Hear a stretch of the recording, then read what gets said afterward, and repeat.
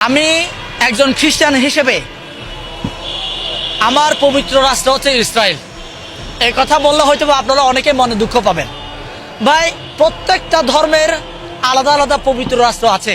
যেমন হিন্দুরা মনে করে যে ভারত তাদের জন্য পবিত্র রাষ্ট্র, আপনারা মুসলমানরা মনে করে মক্কা আপনাদের জন্য পবিত্র রাষ্ট্র।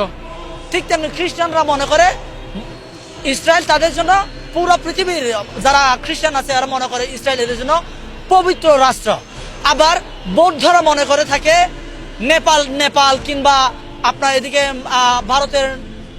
ভারত আছে পবিত্র রাষ্ট্র মনে করে থাকে।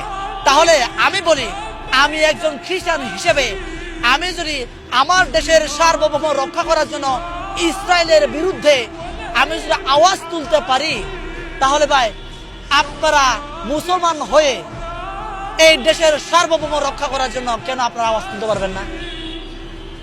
আপনারা হিন্দুরা কেন ভারতের বিরুদ্ধে আওয়াজ তুলতে পারবেন না? আপনারা বৌদ্ধরা কেন আওয়াজ তুলতে পারবেন না? আমার কথা হচ্ছে, আমার এই দেশের সার্বভৌম বাংলাদেশ নামক ভূখণ্ডের সার্বভৌম যতদিন থাকবে, আপনি আপনার ধর্ম, আপনি আপনার জাতিসত্তাকে নিয়ে স্বাধীনচেতাভাবে আপনি